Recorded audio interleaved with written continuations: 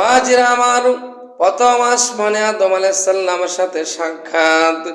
অতঃপর গিয়ে দেখলেন সুন্দর একটি মোরগ দেখা যায়, এত সুন্দর মোরগ কোনো সময় দেখে নাই।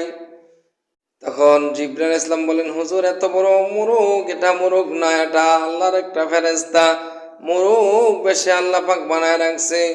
এই মোরগ শেষ রজনীতে আল্লাহ তাআলার তাসবিহ পাঠ করে, সুবহুন কুদ্দুসুন রাব্বানা রাব্বুল মালাইকাতি ওয়ার রূহ। এই মোরগ নিশি রজনীতে আল্লাহর জিকির করে। আর এই মোরগের কণ্ঠের সাথে কণ্ঠ মিলাইয়া দুনিয়ার মোরগের ঘুম ভাঙিয়া যায়। মোরগেরাও ওই জিকির করেন, সুবহুন কুদ্দুসুন রাব্বানা ওয়া রাব্বুল মালাইকাতি ওয়ার রূহ। আর আমরা শুনি কুকুরু।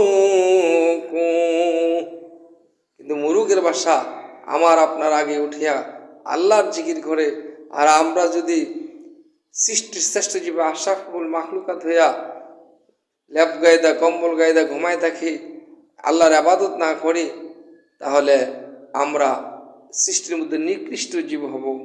উলাইকা বালহুম আদল, কিছু মানুষ থাকবে চতুষ্পদ জন্তুর চেয়ে নিকৃষ্ট, যাদের ইমান এবং আমলও নাই, ইমানও নাই, ভালো মন্দ বোঝার পরও যারা বোঝে না। সম্মন বুকমন উম্মিয়ন ফাহুম লা ইরজুন, কিছু মানুষ আছে বদির, তারা দেখেও দেখে না, অন্ধ, দেখেও দেখে না, শুনেও শুনে না, বদির, সুম্মম বুকমন উম্মিয়ন। সেজন্য মূর্খ, যারা জানার পরও বুঝার পরও ভালো কাজে উৎসাহিত হয় না, তারা হলো উলাইকাম বালহুম আদল, চতুষ্পদ জন্তুর চেয়ে নিকৃষ্ট। কাজে আমরা আল্লাহর ইবাদত বন্দেগী করব। বাবাজিরা আমার, এবার দ্বিতীয় আসমানে হযরত ইদ্রিস আলাইহিস সালামের সাথে সাক্ষাৎ, তৃতীয় আসমানে হযরত ইউসুফ আলাইহিস সালামের সাথে সাক্ষাৎ, চতুর্থ আসমানে হযরত ঈসা রুহুল্লাহর সাথে সাক্ষাৎ, পঞ্চম আকাশে হারুন আলাইহিস সালামের সাথে সাক্ষাৎ, ষষ্ঠ আকাশে মুসা কালিমুল্লাহর সাথে সাক্ষাৎ, সপ্তম আকাশে ইব্রাহিম খলিলুল্লাহর সাথে সাক্ষাৎ।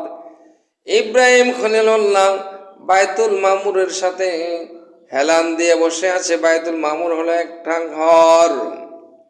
বাবাজিরা আমার, এবার বিবি সারা ইব্রাহিম খলিলুল্লাহর বাম পাশে কুরসিতে বসা, দুজনে নূরের কুরসিতে বসা।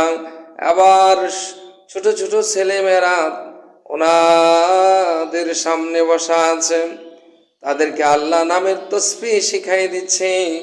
পাশে সুন্দর বাগান আছে, নদী আছে, বেহেশতি নদী। বাবাজিরা এবার, আমার বাবাজিরা বন্ধুরা, এবার জিবরাইল আলাইহিস সালামকে নবীজি বললেন, উনিকে জিবরাইল আলাইহিস সালাম বললেন, উনি মুসলমান জাতির পিতা হযরত ইব্রাহিম খলিলুল্লাহ।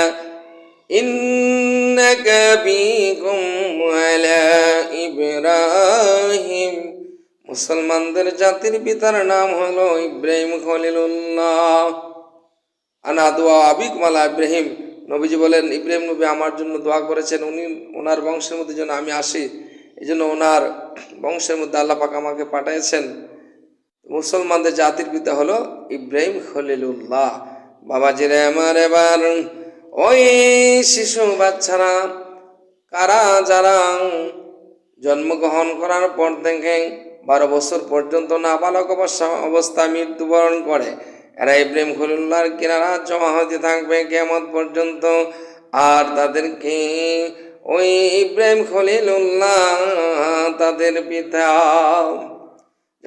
যখন বাবার কথা মনে হয়, মার কথা মনে হয়, তখন মা সাহারাকে দেখাইয়া দেওয়া হয় যে উনি তোমার মা। বাবার কথা মনে হইলে বলা হয় উনি তোমার পিতা। ইব্রাহিম খলিলুল্লাহকে পিতা বলা হয়। বাবাজিরা আমার, এই শিশু বাচ্চাটি অনেক উপকারে আসবে।